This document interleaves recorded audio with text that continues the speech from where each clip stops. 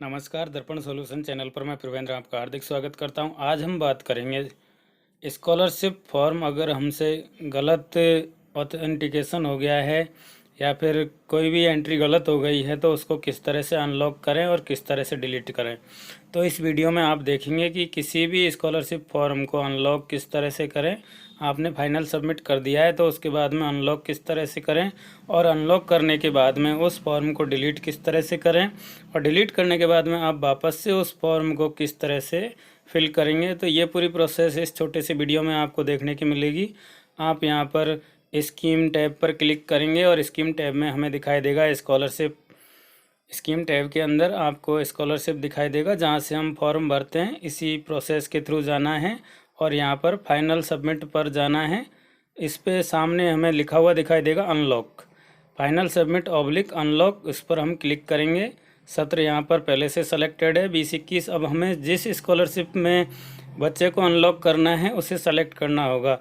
तो जो भी स्टूडेंट जिस स्कॉलरशिप के अंतर्गत आता है उस स्कॉलरशिप को हम सेलेक्ट कर लेंगे, उसमें वो बच्चा वहाँ पर दिखाई देने लगेगा। तो हम यहाँ विशेष पिछड़ी जाति को सेलेक्ट कर रहे हैं और गो बटन पर क्लिक कर रहे हैं। तो इस तरह से हम जिस स्टूडेंट को अनलॉक करना है उसकी स्कॉलरशिप का प्रकार सेलेक्ट कर लेंगे और यहाँ पर हमें वो बच्चे दिखाई देंगे जिनको हमने फाइनल सबमिट नहीं किया है और उसके नीचे हम जो फाइनल सबमिट किए हुए बच्चे हैं उनकी डिटेल देखेंगे। तो इनको हमें फाइनल सबमिट करना है, लेकिन एक गलती से हमारा एक फॉर्म गलती से लॉक हो गया है तो उसको पहले हम अनलॉक किस तरह से करेंगे।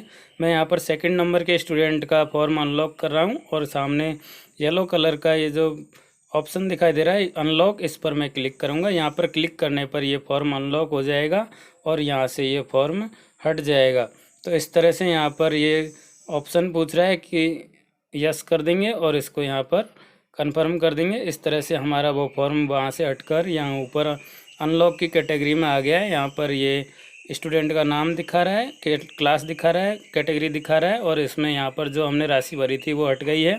अब हम अगर सिर्फ राशि सही करना चाहते हैं तो यहाँ से भरकर सेव कर दें और अगर अन्य संशोधन करने हैं तो वापस हम स्कीम में जाएंगे, स्कीम के अंदर स्कॉलरशिप में जाएंगे और स्कॉलरशिप अलॉटमेंट के अंदर जाएंगे। जैसे हमने फॉर्म भरने की प्रोसेस की थी वो की वही प्रोसेस यहाँ पर वापस फॉलो करेंगे और यहाँ हम क्लास सेलेक्ट करेंगे। स्टूडेंट किस क्लास का था उस क्लास को हमने सेलेक्ट कर लिया है और उसके बाद में यहाँ सेक्शन सेलेक्ट करेंगे। सेक्शन सेलेक्ट करने के बाद में शो ऑल स्टूडेंट पर क्लिक हो रखा है, यहाँ पर एलिजिबल स्टूडेंट को ही क्लिक करेंगे जिसमें हमने पात्र घोषित कर रखे स्टूडेंट ही शो होंगे, इसलिए मैं ओनली एलिजिबल स्टूडेंट पर क्लिक करके शो स्टूडेंट कर रहा हूँ।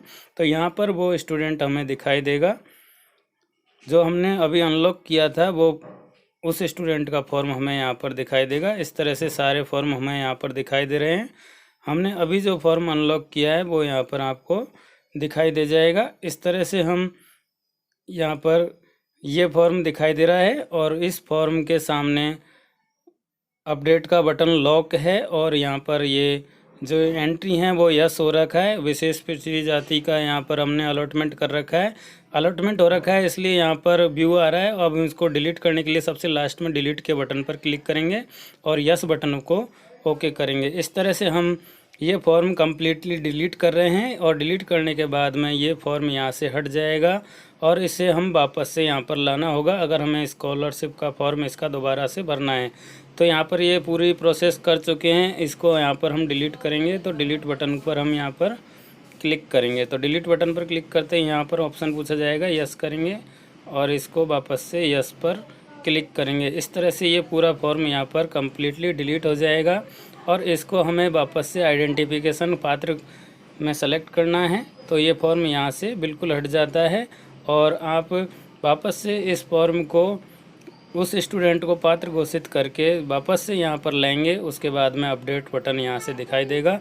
इस तरह से हम ये पूरी प्रोसेस कर पाएंगे जिसमें किसी भी स्टूडेंट के फॉर्म को हमें डिलीट करना है या अनलॉक करना है। ये पूरी प्रोसेस आपने इस वीडियो में देखी। अब मैं आपको उस स्टूडेंट को वापस से सेलेक्ट करने का प्रोसेस बता रहा हूँ। जिस क्लास में स्टूडेंट था उसको हमने सेलेक्ट कर लिया है और शो ऑल स्टूडेंट पर हम क्लिक कर रहे हैं क्योंकि ये सेलेक्टेड पर नहीं करना है, ऑल स्टूडेंट सेलेक्ट करेंगे। जिसमें हमने पात्र घोषित नहीं कर रखा है तो वहाँ पर उसकी लिस्ट दिखाई देगी।